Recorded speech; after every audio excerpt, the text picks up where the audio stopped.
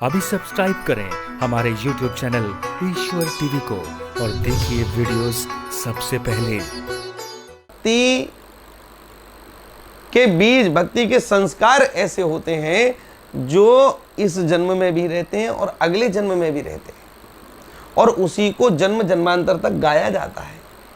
रानी रत्नावती जी कितने समय पूर्व हुई? भाई मीरा जी 500 वर्ष हो गए, गोस्वामी श्री तुलसीदास जी महाराज लगभग 500 वर्ष हो गए। आज भी उनको हम लोग गा रहे हैं, उनको कह रहे हैं, उनको सुन रहे हैं। क्यों? क्योंकि भक्ति के संस्कार ज्यों के त्यों रहते हैं। एक बात समझ लो, आज का पढ़ा लिखा इंजीनियर अगले जन्म में इंजीनियर नहीं हो सकता। आज का पढ़ा लिखा डॉक्टर अगले जन्म में डॉक्टर नहीं हो सकता। आज का पढ़ा लिखा आईएएस अगले जन्म में जरूरी नहीं कि वह आईएएस बने, और आज का बना हुआ राष्ट्रपति भी अगले जन्म में राष्ट्रपति बने, ये भी कोई गारंटी नहीं है। पर ध्यान दीजिए, आज की करी गई भक्ति जहां पर हमने छोड़ी, शरीर शांत हो गया, तो फिर वहीं से ही क्लास शुरू होती है। ये भक्ति का प्रभाव है। आप लोग देखो, प्रमाण है माता जी, किसी किसी को पूरा पूरा जीवन लग जाता है तो भगवान नहीं मिलते। तात्पर्य वह भी पाइपलाइन में चल रहा है, रास्ता लंबा है, अभी लक्ष्य तक नहीं पहुंचा। और एक ऐसा है जिसने 5 वर्ष की अवस्था में ही ओम नमो भगवते वासुदेवाय कह करके भगवान को पा लिया। इसका तात्पर्य क्या है कि 5 साल की अवस्था में, यानी कि जीवन के शुरुआत में ही भगवान को पा लिया। इसका तात्पर्य है कि भक्ति के संस्कार कई जन्मों के थे, और कई जन्मों के होते होते होते होते वहां तक आए, और वहां 5 वर्ष पूरे किए और भगवान मिल गए है। अरे मरने के बाद तो सबको जाना है भगवान के पास, लेकिन जीते जी कोई जाए, ये बड़ी बात है। मरकर जहां जाना अहेजू बली, जहां जीवत क्यों नहीं जाइए जू, या जीते जी जाना है। तात्पर्य हमारे पूज गोवर्धन वाले पंडित जी महाराज कहते थे, भैया भगवान को इसी जन्म में और इन्हीं आंखों से पाना है। बात समझ रहे? इन्हीं नेत्रों से उनको देखना है, और इसी जन्म में। अगले जन्म की मत सोच बैठी हो, अगले जन्म की सोच ली सो मामला गया। इसलिए अगर आज हमने चाह बना ली तो महाराज जी ये चाह है कि भगवान हमको मिले, तो बस काम भी, इंद्रियां भी उसी के अनुसार काम करेंगी, और धीमे धीमे धीमे धीमे हम गंतव्य तक पहुंच जाएंगे। जो जो पहुंचे हैं, दुनिया को छोड़ करके जो जो पहुंचे हैं, उन सब का गायन हो रहा है। उदाहरण है महाराज जी, भाई मीरा जी तुलसीदास जी को पत्र लिखा और पूछा, महाराज घर के प्राणी सब ऐसा कह रहे हैं, स्वस्ति श्री तुलसी गुण भूषण दूषण हरण गोसाई।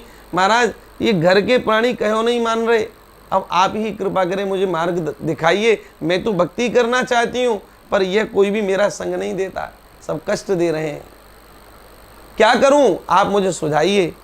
तब श्री गोसाई जी ने लिखा, बड़ी सुंदर बात, जाके प्रिय न राम बेदेही तजिए ताहि कोटि वैरी सम, यद्यपि परम स्नेही जाके प्रिय न राम वैदेही। जिसके प्रिय श्री सीताराम जी नहीं है, वो कितना भी अपना हो, कितना भी निकट का हो, उसको त्याग देना चाहिए। और कैसे? कोट वैरी सम, मानो करोड़ों शत्रु खड़े हैं सामने। जाके प्रिय न राम बेदेही तजिए ताहि कोटि वैरी सम, यद्यपि परम स्नेही जाके प्रिय न राम वैदेही। जिसके प्रिय भगवान नहीं है, उसको त्याग देना चाहिए। भाई जी ने पूछा, बोले किसी ने हमसे पूर्व त्यागा भी है, या आप हमारे लिए ये बात कह रहे हैं? तब इन्होंने कहा, उदाहरण दिया, बोले तजो पिता प्रहलाद विभीषण बंधु भरत मेहतारी, और तजो बलि गुरु कंत ब्रज बनितन भय मुद मंगलकारी। तक त्यागा है। पिता और पुत्र का संबंध कितना निकट का है, कैसा है? पिता और पुत्र तजो पिता प्रहलाद। हिरण्यकश्यप कह रहा है मैं ईश्वर हूं। बोले ना, जगत नियंता ईश्वर तो कोई और ही। मां कयादू के संस्कार थे, हैं? उन्होंने गर्भ में जब थे प्रहलाद जी तो भक्ति का स्वयं पालन किया, वही संस्कार बालक में आए। कहा, बोले नहीं, तजो पिता प्रहलाद, भगवान से दूर करने का प्रयास किया प्रहलाद जी को, तो प्रहलाद जी ने अपने पिता का त्याग कर दिया। और क्या किया? तजो पिता प्रहलाद विभीषण बंधु। एक मां के पेट से दोनों पैदा हैं, पर गजब की बात देखिए, जब भगवान से विरोध करवाने की बात आई तो रावण का त्याग श्री विभीषण जी ने कर दिया।